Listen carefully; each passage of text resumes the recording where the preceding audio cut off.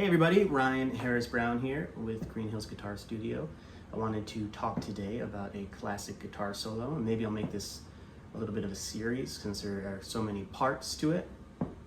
A little while back, a student and I were working on classic guitar solos, and this was one of them that we came across, Hotel California by the Eagles.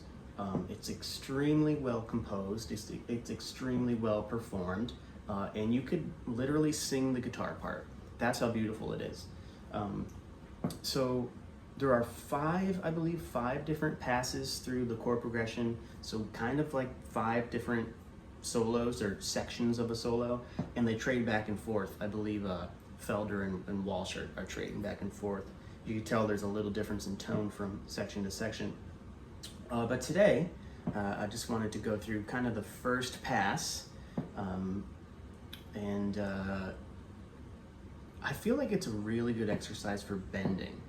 I mean, your hand will feel it. Make sure you got a guitar that you really feel the relief, know the relief in the strings and the neck really well, and maybe have some lighter gauge strings on. But yeah, here are kind of the first couple phrases.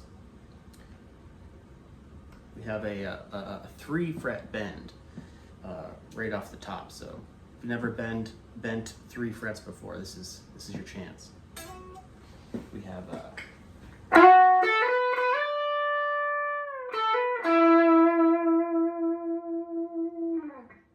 right. It's kind of like the song is kind of in B minor. There's a lot of borrowed chords, but kind of in B minor. So we're thinking like right in there, but this kind of takes that to another place. It reminds me a lot of B.B. King, what he would do. Like,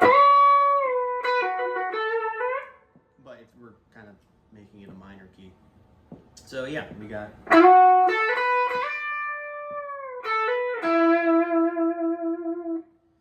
into the next lick. We have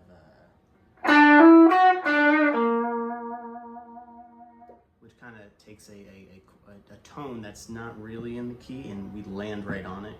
Gives it a nice punch. And I'm like kind of yanking on the strings a little bit to give it a little more flavor, and definitely working on that vibrato.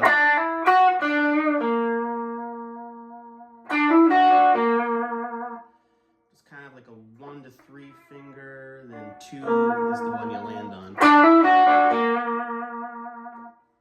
And then there's this little quick thing which I'm still trying to figure out how to get like the best attack on the strings. It's a hammer on and pull off from the 9th fret of your D string to your 12th. And then you're going to slide down to 7 and then bend up with the first finger to 8.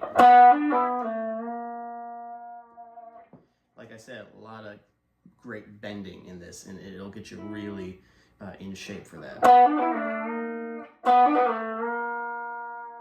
it is. Next lick we would have is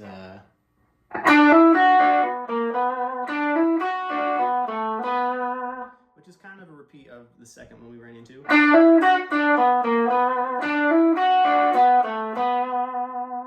Little variation on the last couple notes.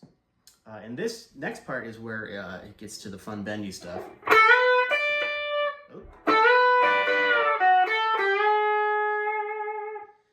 I'm gonna try that again, but I'm gonna use my palm down here to kind of mute it and make it a little more like chicken picky.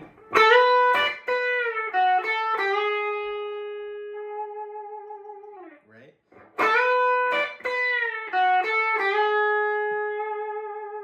Because you're gonna need to kind of think about muting and making things really clean, because it is I mean, it's one of the cleaner solos you'll hear on the radio, that's for sure. And that's kind of like the first pedal steel guitar type bend that I hear. With the mute. And we're ending on the 8th fret of your B string and bending to 9, and that's gotta be with your second finger. There isn't really another way to do it, because the next lick is going to start on the 7th fret of your E and your B, and it's going to be kind of a similar flavor there. Right?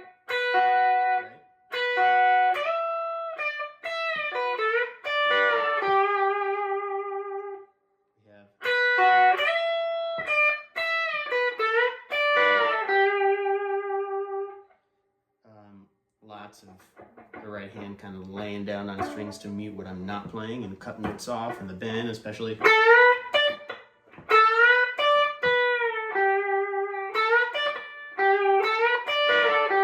It's not, you know, it's,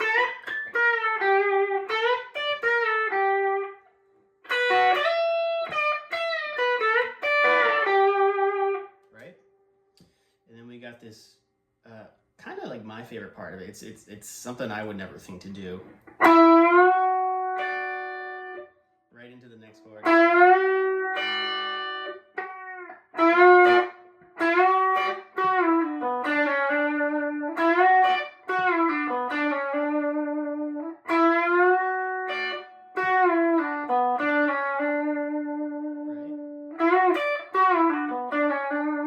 Grabbing that fourth finger, 10th fret of your E there is just so cool. And then kind of just riding out B minor pentatonic for the rest of it. Then we got this little, I bend with my first finger again.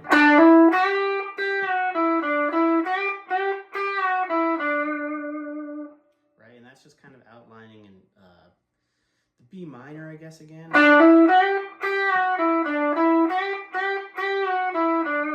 half step bends with that first finger. Which is really cool.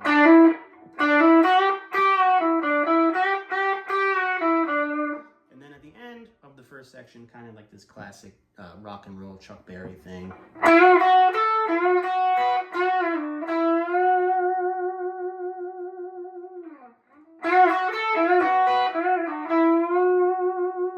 me a lot of like Mike Campbell and stuff he would play on. It's all about the bending.